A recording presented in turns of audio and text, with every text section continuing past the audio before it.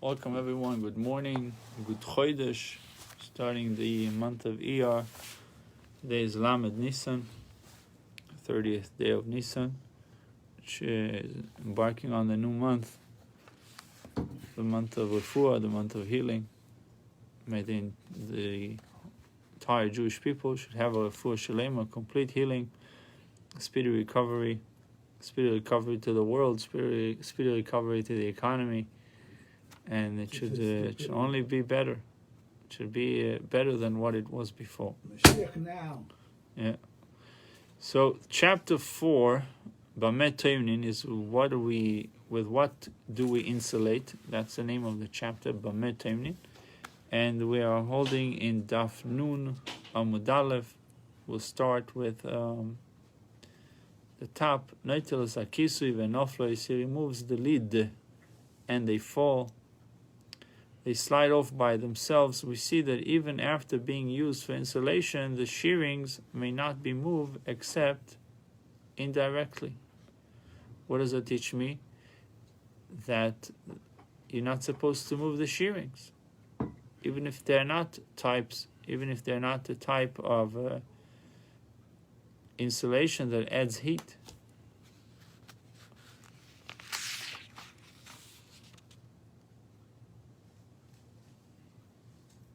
He said we're allowed to use wool shearings as insulation, but not allowed to move them. And how do you do it? You take off the top lead, and then they fall off. The thing is, Rava said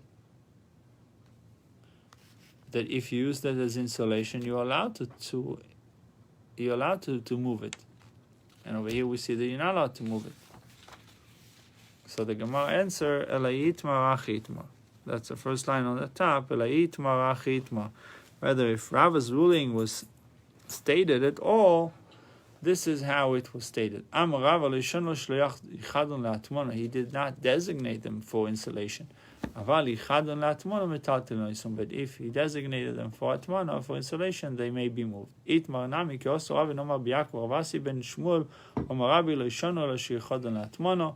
That they did not teach except if one did permanently designate them for insulation. In the case that they were not designated for insulation, then they may not be moved. But if he designated them for insulation, they may be moved. Another Amar will dispute this revision. Ravina Amar B'Shel Haptek Shonu. They taught in the Mishnah that wool shearings may not be moved even after having been used for insulation. They spoke of only in reference to wool shearings of a warehouse. Shearings that a merchant stocks on his shelves for sale. Such shearings, even if removed from the shelves, are destined to be returned there. I guess they are higher quality. They therefore remain muktzah. Rava, on the other hand, was referring to an ordinary shearings. These lose their muktzah status even if used for insulation only once. When it comes to gizei tzemer, which is wool shearings, heftek ein metaltalin oisam, of a warehouse is a heftek. Ein metaltalin oisam, may not be moved. But if the householder prepared them to use them, they may be moved.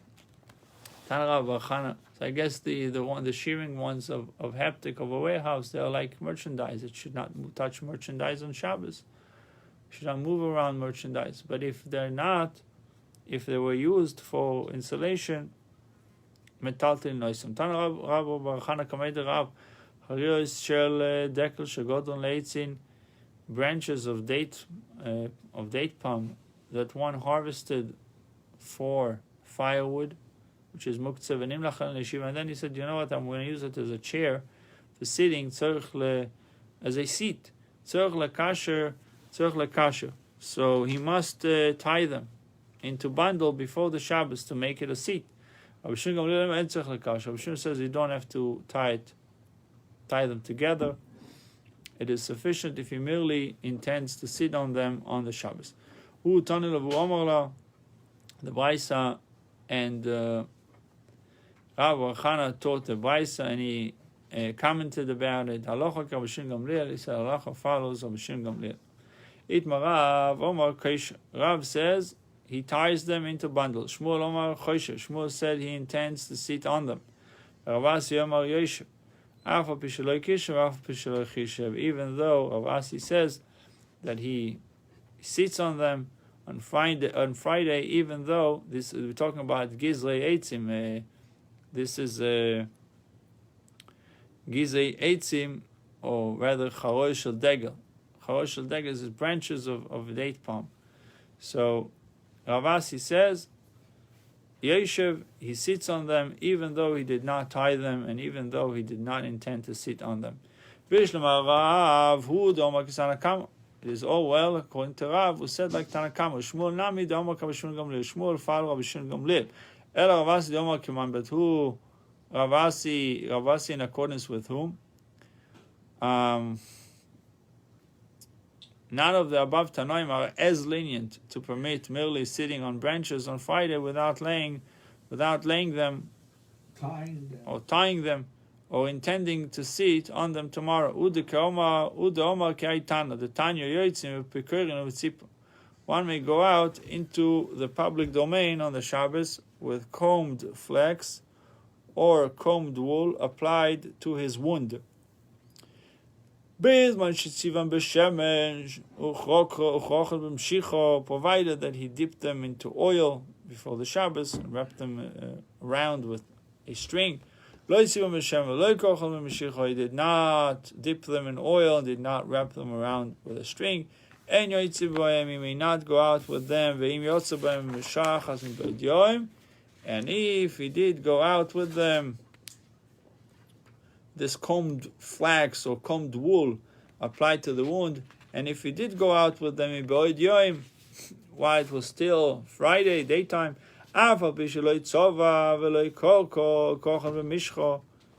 even if he did not dip them in oil and wrap them around with a string, he is permitted to go out with them on the Shabbos. Disagrees with Rav Asi, who maintains that sitting on the branches on Friday is sufficient to render them non-muktzeh, even without tying them or intending to sit on them on the Shabbos. Just for the fact that you sat on them on Friday, that would do the trick. The straw that is on a bed, you shouldn't move it with your hand. But you may move it with your body. You may shift it around with his body while laying on the bed. But if the straw was designated as fodder for animals, or if a pillow or sheet was over it, the person had lain on top of the straw before the Shabbos, he may move it with his hand. Shema Mina, learn from this that the status of muktzeh is removed even without consciously intending to use it on the Shabbos, as Ravasi ruled. Uman Tan, the polyglot Rabbi Shimon Gamliel, and who is a Tana, disputes Rabbi Shimon Gamliel and requires tying the branches. Rabbi Chaina bar Akiva, Rabbi Chaina ben Akiva, Dechiosod Avdim Yom Azirim Rabbi Chanina. When Dimi came, he stated in the name of the Iri, who stated in the name of Rabbi Chanina. One time Rabbi Chaina ben Akiva went to a certain place. He found branches of a date palm that were harvested for the sake of firewood. He said to his student, go out and intend, mentally designate the branches so that we may sit on them tomorrow. We were not sure if it was a house of feasting, whether it was a wedding or it was a house of mourning, that he gave this instruction. From the fact that we're not sure it was whether it was wedding or it was a house of mourning, it can be deduced that it is only at the house of mourning or a house of feasting where the participants are preoccupied. and do not have time to tie the bundles, that Rabbi Chaim and Gamliel allowed, merely intending to sit on them. Aval hocho, but in regular case, ordinary case, koshar in loy koshar loy, where one tied the bundles, yes, they may be moved on Shabbos. If one did not tie them, no, they may not be moved. A person may bring a basket full of earth into his house before the Shabbos and use it for all his needs on the Shabbos. For example, to cover unsightly filth or saliva on the floor. Back in the days, they had dirt floors, so they allowed to bring in before Shabbos some dirt into the house to cover anything you don't want to see. Obviously that this is only if he intended, he set aside a corner of the house for the storage of the earth. He piled it up in one corner and did not spread it out on the ground. However, if he scattered it over the ground of the house where it will be trodden upon by the resident of the house, it becomes subordinate to the ground and remains muktzah. The rabbi said before of Papa, according to whom was the statement of Rav Yehuda made? Surely it was made according to Rabbi Shimon Gamliel, who says that only intention is required. The only thing you have is intention to use it on Shabbos. According to the rabbis, you also need Maisa. You actually have to use it before Shabbos. An act to be performed to the object in order to render it, maybe to tie it, whatever is required. Some act needs to be done in order to render it non-muktzah. And you may even say that Rav Yehuda's statement follows the rabbis. The rabbi said that you need to do Maisa and act with it, except in regard to something that is capable of having an act performed with it. But regarding something such as earth, which is not capable of having an act performed to it, since there is nothing that can be done to make it more suited for covering filth, earth is earth. So the rabbis did not require that an action be performed in this case. Merely intending to use the earth on the Shabbos suffices, will do the job. The Gemara further discusses Rav Yehuda's ruling in light of Papa's explanation. Let us say that the issue of whether intention suffices in a case in which no action is feasible is as subject of dispute between Tanoim. We are starting 58.3, left column. One may rub utensils to shine them on the Shabbos with anything, any substance. Chutz miklei chesef v'galt koyin, except silver utensils with tartar. Silver is soft metal, and applying tartar scrapes the silver smooth. It implies by the Brisa that using niter or sand to shine silver is permitted, for these agents do not smooth silver. Also, but it was taught in a second Brisa that niter and sand are forbidden. Now, is it not so that these Brisas differ regarding the following? The Rabbi Menahse that one master holds that we require an act to remove the muktzah status of sand or niter. And the other master holds that we do not require an act to remove the muktzah status. The Gemara says, "Loi, not necessarily. The Chul all agree that where no act is feasible, like the case of the earth, we do not require an act. Yet there is no difficulty. Rabbi Yehuda, Rabbi Shimon. The Brisa follows Rabbi Yehuda, and one Brisa follows Rabbi Shimon. That it may be that rubbing silver utensils with niter or sand might unintentionally result in the utensil being smoothed out accordingly.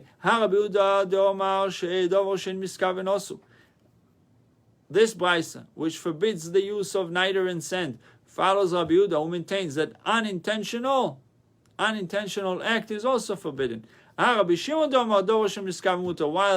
Brisa, which permits using niter or send follows Rabbi Shimon, who maintains that unintentional act is permitted. But how have you established that Braita which permits using niter and send Rabbi Shimon in accordance with Rabbi Shimon? But consider the later clause of the Braita.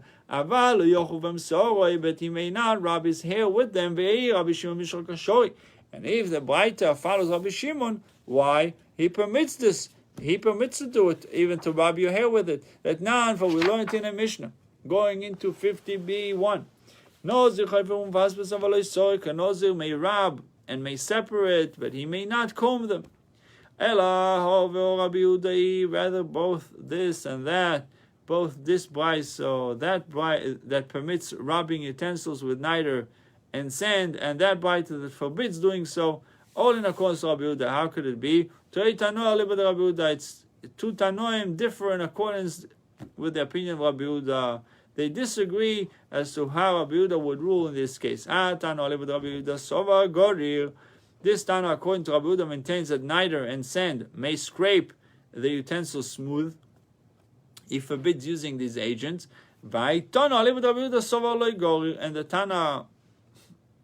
that Tana, according to Rabbi Yehuda, maintains that niter and sand will not scrape the utensil smooth, hence he permits their use. Have you established the biases according to Rabbi Yehuda? Let's look at let's consider the final section of the first baisa. But washing his face, hands, and feet with these agents is permitted. But surely using these agents removes hair from the face. How can Rabbi Yehuda permits this?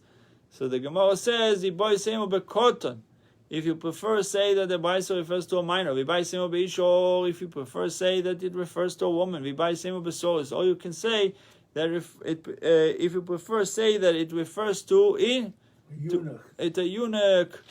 Eunuch is a sterile person. None of these have facial hair.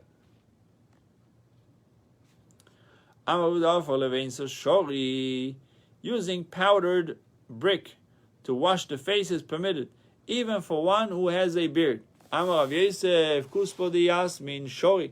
Sesame pulp is permitted. Amar Rava, afar pipli sheri. Afar pipli sheri, crushed pepper is permitted. Amar Rav Sheshes, bardo sheri. Bardo is permitted. My bardo, what is bardo? Amar Yosef, tilto olav, tilto also, tilto sigole, 1/3 aloes, 1/3 myrtle, and 1/3 violets. As long as less than the majority of the mixture is aloes, is permitted. Maybe aloe vera? Yeah. Aloes. May one bruise olives on a rock on the Shabbos in order to sweeten them. And is this practice permitted even during the week? Question mark. Why? Because Rav Sheshes hold that you're wasting the food, so you shouldn't even do it during the week. Maybe Rav Sheshes ruling disputes that of Shmuel. A person may use bread or any other food for all of his needs. It should thus be permitted to bruise olives to sweeten them. Amare pas lemeisa, bread is not rendered repulsive by such usage as Shmuel permitted. Hani meisa, these juices discharged by the olives, however, are rendered repulsive. They brought before them bread, before Marzutra and before Ravashi. Ameimar veRavashi, Mashu Marzutra v'lo Moshe. Ameimar and Ravashi washed with it, but Marzutra did not wash. So they brought before them bardo. Now we have to find what bardo is. So, but Ameimar and Ravashi washed, and Marzutra did not wash.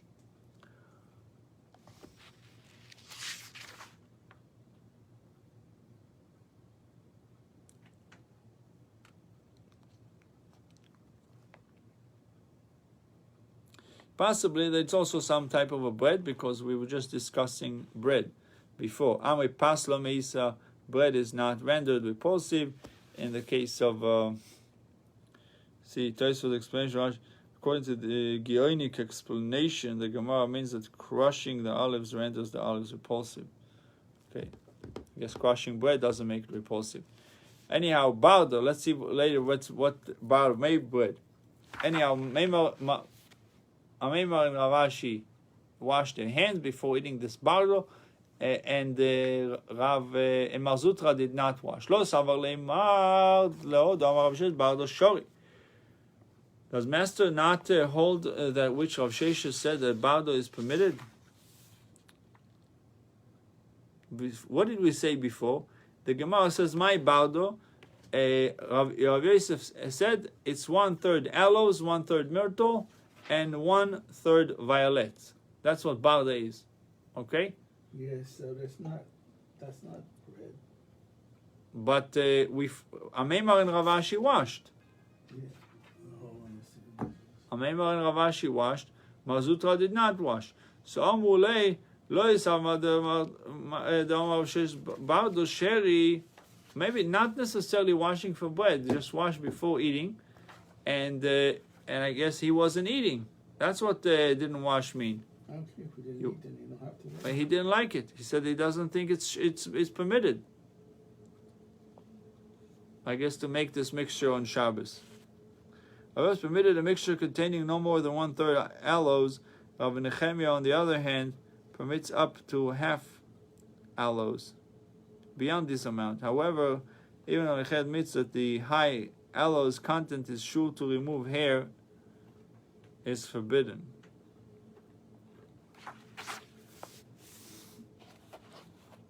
Maybe aloes could be used. Okay, the bottom of this paragraph. One second. Maybe aloes can be a good ingredient for hair removal, according to this. Sort of. I don't know. Use it for burns.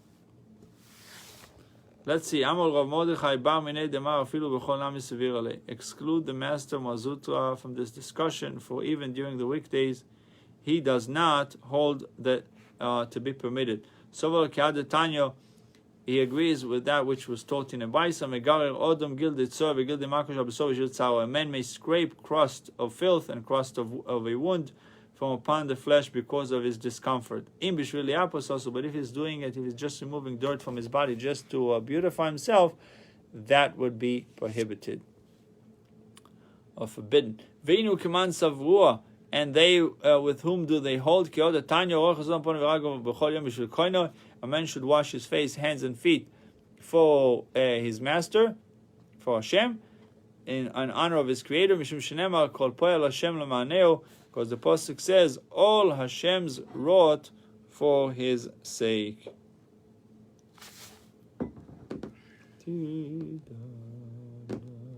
Keeping clean brings honor to God. For man was created in God's image. Additionally, one who sees handsome creatures is bidden to bless God. Bidden is bidden to bless God. Isn't Biden spelled this way? Yeah, Biden is B-I-D-E-N, like not with a double D. This is double D. Biden is different. Yeah. Biden. It's obligated. Biden is obligated. It's ought to. But Biden is not even a word. It's just a name. Right.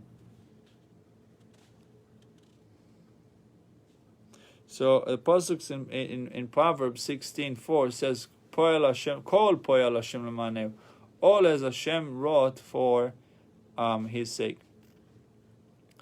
Rabbi Lezer ben Azar, Emer Kupa Mata al Tzido v'Neitel Shema Itel. Whoever is watching us should say alosh. So I know to relate the over here. I can't see who is watching.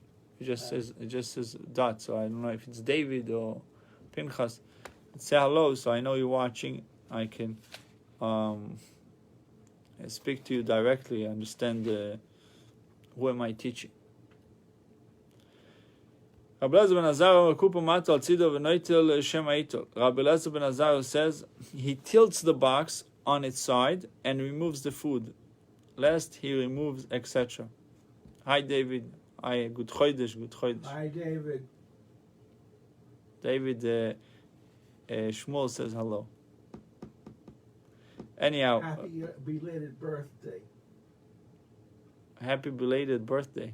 Yeah, I think his birthday was. When is your birthday, David? Rabbi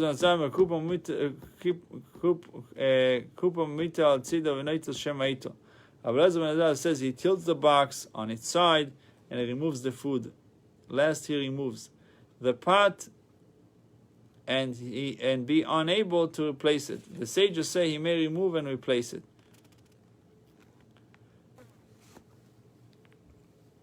So the Hebrew date, not the English date. His Hebrew date. His English date is the 23rd of April, but no, the Hebrew date. Okay. Anyhow, so he says, when it comes to a pot, you have a pot, and you want to take food from it. So one opinion says, noitel al tzido, mate al tzido. You tilt it to the side, and you take, but leave it on the base, leave it on.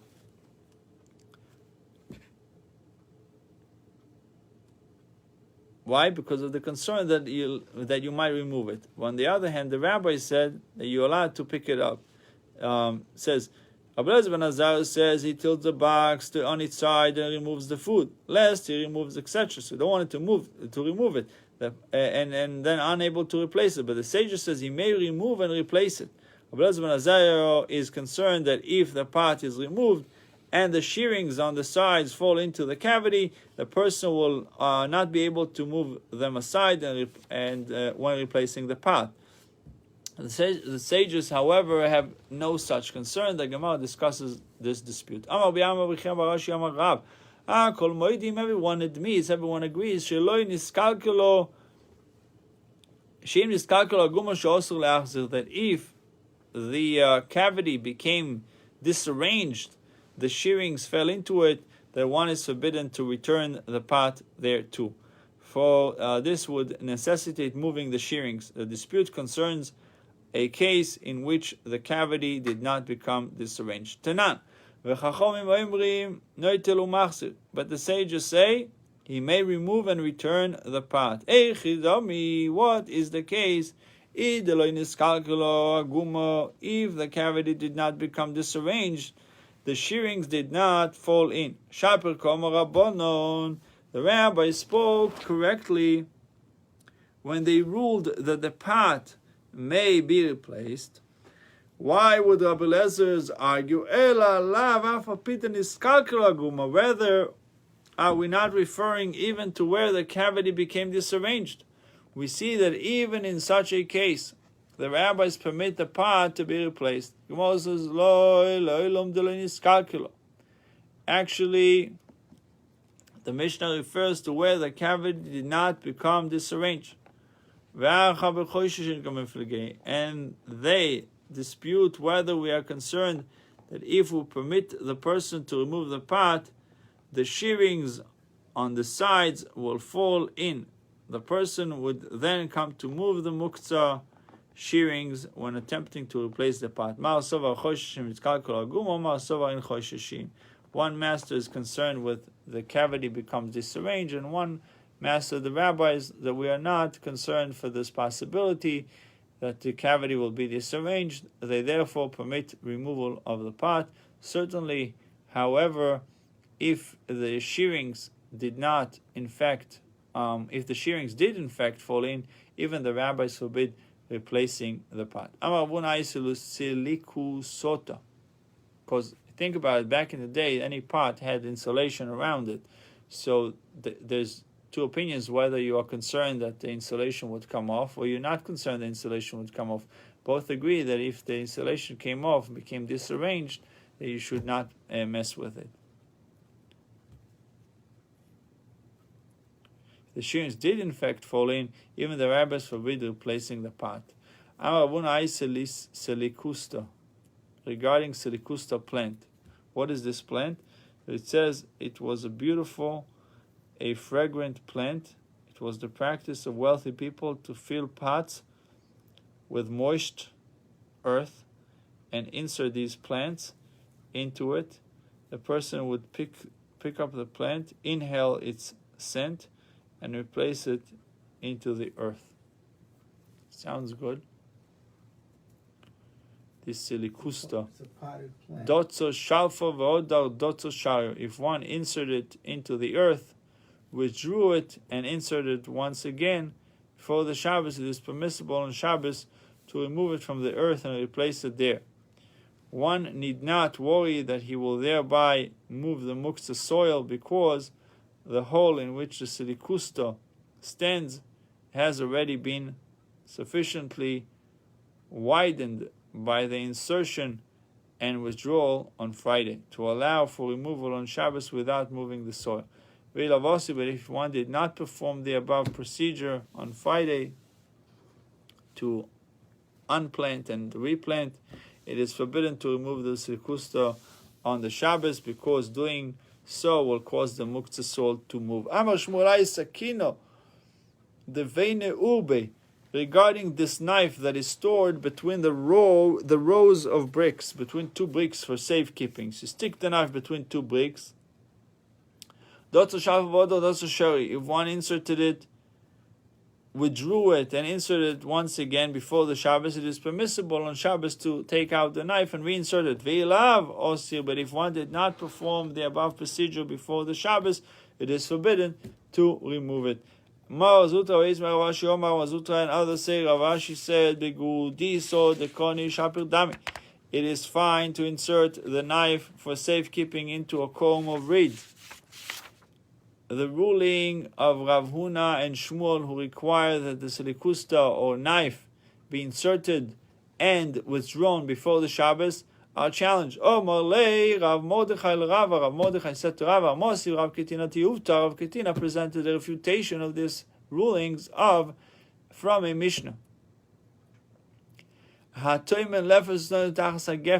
One who buries a turnip or radishes in the ground under a grapevine for storage. It might be a problem with the kilaim. If some of the leaves are exposed, it says in 22 in the note, the requirement that some of the leaves be exposed is necessary only for Shabbos ruling at the end of the brisa, because of if none of the leaves are exposed, one would be forced to directly move the muktzah earth to get the vegetables. The other rulings, however, regarding kilaim, shvis, and meiser, hold true if none of the leaves are exposed. So, if some of the leaves are exposed, he's not concerned, not mishum kilaim, velo mishum shvis, no for violation of laws of kilaim, or for the violation of the laws of shvis. What is the issue with kilaim there? It says there are several mixtures forbidden by the Torah that are called kilaim.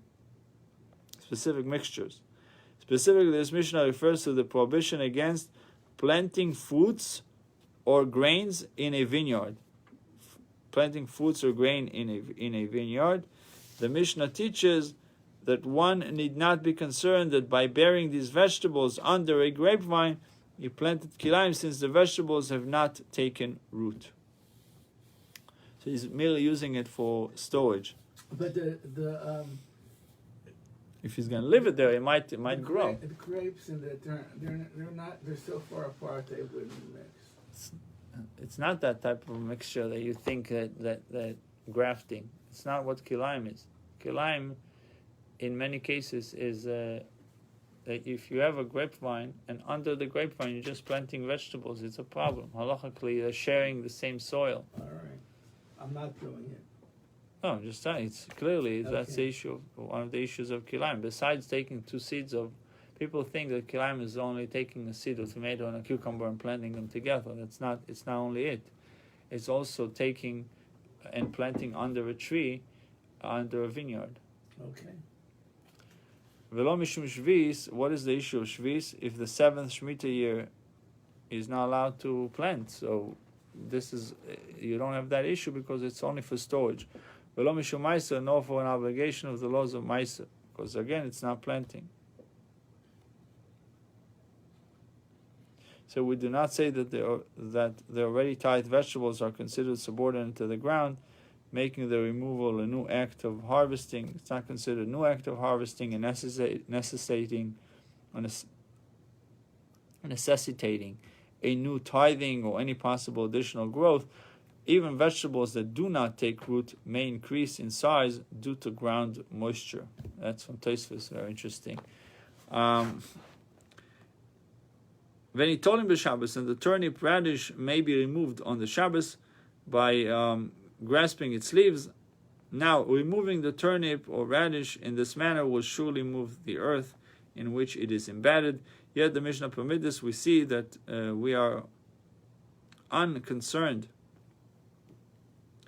with such indirect movement of the muktzah earth. Similarly, it should be permitted to remove the silikusta or knife in the above cases without inserting and removing it on Friday. Tuvta, this is indeed a refutation of Rav Huna's and Shmuel's ruling. Good Shabbos to you, good Shabbos to all, and a good Chodesh. Have a great Chodesh. Chodesh Iyar is a Chodesh of Refuah, a Chodesh of healing.